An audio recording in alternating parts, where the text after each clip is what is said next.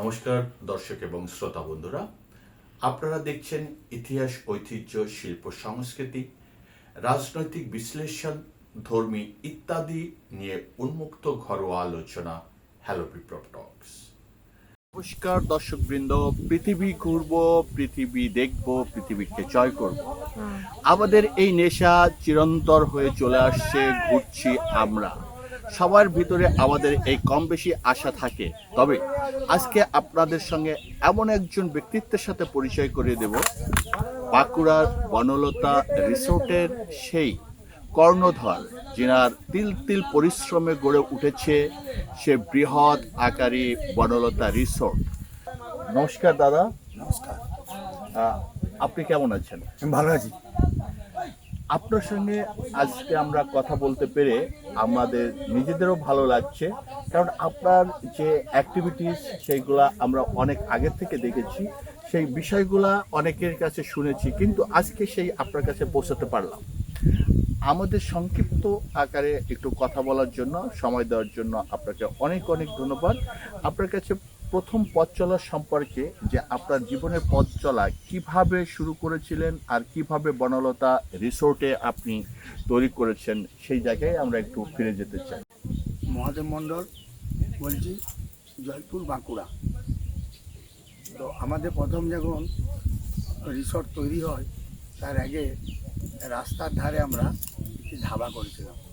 সেই ধাবাতে আমরা নিজেরাই কাজ করতুম এবং সেখানেতে আমরা রাস্তার দুদিকের লোক আমাদের ওখানে খাওয়া দাওয়া করতো এবং চায়ের একটা আমরা দোকান করেছিলাম।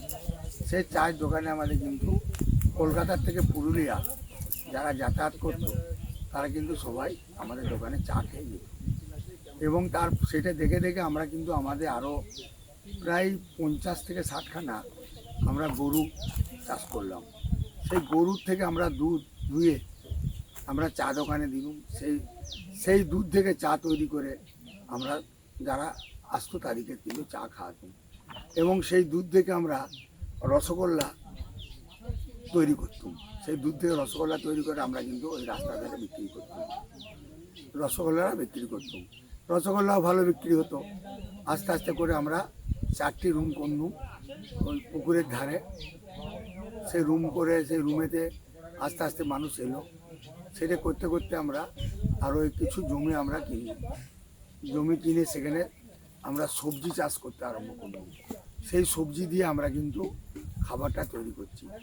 সেই খাবার তৈরি করে অরিজিনাল যেটা মানুষকে খাবার দেওয়া যায়, শাকসবজি আমাদের নিজেদের, আলু, বেগুন, পটল, কপি, ব্রকলি থেকে সমস্ত যেসব সবজি করা যায় আমাদের এখানে, সেই সব সবজি আমরা কিন্তু চাষ করে আমাদের নিজেদের রান্না এখানে করে আমরা রিসোর্টে খাওয়াই। সেটা আরও কিছুদিন হওয়ার পর আমরা পুকুর কেটে আমরা পুকুরে মাছ তৈরি করি। সে মাছ আমাদের পুকুরের মাছ থেকে আমরা যারা আসে তাদেরকে মাছ খাওয়াতে পারতাম এবং আমরা কোয়েল পাখি চাষ করেছি, তখনই করেছি। কোয়েল করেছি, এমো করেছি, অস্ট্রিচ করেছি এবং টার্কি করেছি, খরগোশ করেছি, করকনাথ মুরগি করেছি এবং আরও অনেক কিছু আমরা চাষ করেছি। আপনার কাছে আমাদের প্রশ্ন, আপনার এই বনলতা রিসোর্টে এখন পর্যন্ত সাফল্যে কতটুকু জায়গা আছে, কতটুকু জায়গার উপরে এই বনলতা রিসোর্ট তৈরি করেছে? আমাদের 40 থেকে 45 বিঘের মতন জায়গা আমরা রিসোর্টে তৈরি করতে পেরেছি। 40 থেকে 45 বিঘে মানে 8 আর 20 একরের জায়গা, 20 একর। এই যে জায়গায় কতগুলো ঘর আছে বা থাকার আবাসস্থল আছে? আমাদের এখন পর্যন্ত আমরা ঘর করতে পেরেছি ওই 90-92টা ঘর করতে পেরেছি এবং সব ঘরটাই ম্যাক্সিমাম ঘর আমরা মাটির দেয়াল করেছি এবং খড় দিয়ে উপরে, খড় যেটা বিচেলি বলে অনেকে, আমরা এখানে আমাদের বাঁকুড়ে আমরা খড় বলি, খড় দিয়ে উপরে ছেয়েছি, সেরকম ঘর আছে। এসবাস্টার দিয়ে ঘর করেছি। পাকার ঘরটা আমাদের কম আছে, ওই দুটো বিল্ডিং আছে, বাকি মাটির ঘর বেশি খড়ের ঘর বেশি, বাঁশ কাঠ দিয়ে আমরা আমাদের বাঁকুড়া তো গরিব জেলা, আমাদের বাঁকুড়া জেলায় যেটাই সম্ভব সেটাই আমরা কিন্তু করে রেখেছি, এখন পর্যন্ত আমরা ওটা চালাচ্ছি। মানে আমরা বলতে পারি যে বাঁকুড়ার ঐতিহ্যকে ধরে আপনার এই ঘর নির্মাণ, যেন বাহিরের থেকে যারা আসবেন তারা এখানে বাঁকুড়ার প্রকৃতির সাথে মিলেমিশে থাকতে পারে, বাঁকুড়ার পরিবেশের সাথে যেন আলাদাভাবে পরিচিত হতে পারে। যারা এখনো পর্যন্ত দেখেননি দর্শকবৃন্দ, আসলে অসাধারণ একটা জায়গা, যে মাটির ঘর আমরা নাম শুনেছি, মাটির ঘর দিনে দিনে শেষ হচ্ছে, কিন্তু এখানে এসে সেই মাটির ঘর আমরা দেখতে পাচ্ছি। এটা অভূতপূর্ব একটা বিষয়। না থাকতে পারলে মাটির ঘরে এসি লাগানো হচ্ছে, অভূতপূর্ব একটা সৌন্দর্য, সেই সৌন্দর্যকে ধরে রেখেছেন আমাদেরই এই বনলতা রিসোর্টের সেই সৃজনশীল মানসিকতার পরিচারক, একজন সৃষ্টিকর্তাও আমি বলবো। তা আপনার কাছে অনুরোধ যে এই জায়গা থেকে আমাদের সাথে একটু বলবেন কি, যে আপনার এই যে পরিশ্রমের সফলতার সঙ্গে যারা পরিশ্রম করছে, কতজন লোক আপনার সঙ্গে এখানে জীবিকা নির্বাহ করছে? আমাদের এখানেতে সময় সময় কিছু লোক আসে, আমাদের সবসময় লোক আমরা বাঁকুড়াতে পাইনি, কারণ আমাদের এখানে গরিব মানুষ সব যারা থাকে তারা এখন জমি জায়গা অনেক কিনে ফেলেছে, অনেক জায়গা তারা চলে যায়, কখনো 50 জন থাকে, কখনো 100 জন থাকে, কখনো 200 জন হয়ে যায়। আস্তে আস্তে আমরা কিন্তু সবসময় 40-50 জন আমরা সবসময় কাজ করি, আর বিভিন্ন সময় বিভিন্ন লোক এসে কাজে জয়েন করে। চাষের কাজটা বেশি, তো চাষের সময় চাষের কাজ করে দিয়ে তারা চলে যায়, আবার পরে যখন সময় থাকে তারা এসে কাজ করে। একটা বিষয় শিক্ষণীয় দর্শকবৃন্দ, যে ওনার যে সৃষ্টির বিষয়ে যে এখনো পর্যন্ত চারিপাশে বৃষ্টি হচ্ছে, দেখুন ন্যাচারাল পরিবেশের ভিতরের দিকে আপনাদের জন্য আমি একটা অন্যরকম উপস্থাপনের ভিতর দিয়ে যাচ্ছি। একটা জিনিস আপনারা অবশ্যই বুঝতে পারছেন, এবং এটাই অবশ্যই কমেন্টস বক্সে লিখবেন, যে উনি শুধু রিসোর্ট তৈরি করেননি, এত মানুষের 300-400 মানুষের কর্মস্থল উনি তৈরি করেছেন, যা বর্তমানে অপ্রতুল। তাই এই যে ওনার অ্যাক্টিভিটিস, এই অ্যাক্টিভিটিসকে সাধুবাদ জানায়, এবং সরকারকেও বলবো যে তিনার যেন প্রশাসনিকভাবে তিনার পাশে থাকেন। তিনার অনেক সময় অনেক সমস্যার সম্মুখীন হতে হয়, সেই জায়গা থেকে যেন আরও উনি এগিয়ে যেতে পারেন, সেইভাবে ওনার প্রতি সদয় দৃষ্টি থাকলে আমার মনে হয় অনেক এগিয়ে যেতে পারবে। আপনার সামনের কি চিন্তা আছে বলে আপনার মনে হয়?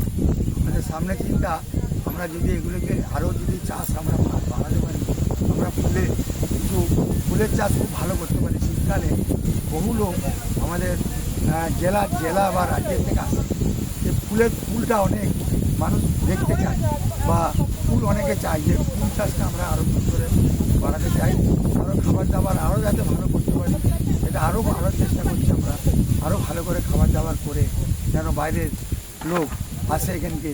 আমাদের এখানে আরও অনেক রিসোর্ট হয়েছে, আরও বাঁকুড়াতে গাদাও রিসোর্ট হয়েছে, কিন্তু আমাদের দেখে বহু লোক রিসোর্ট তৈরি করছে, কিন্তু আমরা চাই যে রিসোর্টের মতনই তৈরি করতে হবে, নিজস্ব পরিশ্রম করতে হবে, নিজস্ব দায়িত্ব নিয়ে মানুষকে রাখতে হবে, এবং খাবার নিজস্ব ভালো জিনিস, 1 নম্বর জিনিস, পয়সা দেওয়ার লোক প্রচুর আছে।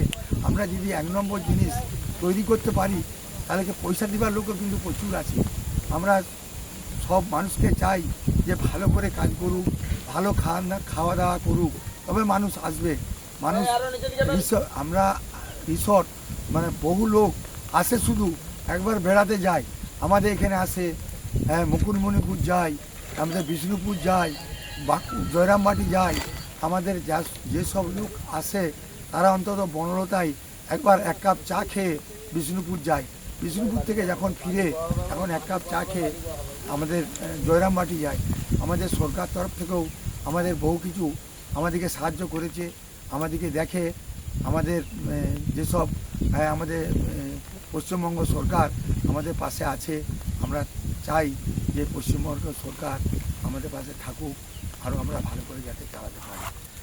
দর্শকবৃন্দ, এখানে আপনি আসলে অবশ্যই পেয়ে যাবেন অর্গানিক খাবার, শুধুমাত্র আবাসস্থল নয়, যেখানে এনাদের তৈরি সেই শাক সবজি এবং আমিষ জাতীয় খাবারও পাবেন, মাছ পাবেন পুকুরের, এই যে নিজেদের তৈরি দুধ পাবেন নিজেদেরই তৈরি, মিষ্টি পাবে সেই অর্গানিকভাবেই, কোনো ভেজাল জিনিসটা আপনারা পাবেন না, কারণ দেশটা পৃথিবীটা ভেজালে পরিপূর্ণ হয়ে যাচ্ছে। কিন্তু বনলতা রিসোর্টে আসলে আপনি পাবেন অর্গানিক খাবার। আশা রাখি আপনাদেরও ভালো লাগবে। অনেক অনেক ধন্যবাদ আপনাকে আমাদের সময় দেওয়ার জন্য। দর্শকবৃন্দ, অবশ্যই আপনারা কমেন্টসে লিখবেন এই বনলতা রিসোর্ট সম্পর্কে, আপনাদের ঘুরে ঘুরে বনলতা রিসোর্টটা দেখাবো। ততদূর পর্যন্ত আমাদের সঙ্গে থাকবেন। ধন্যবাদ।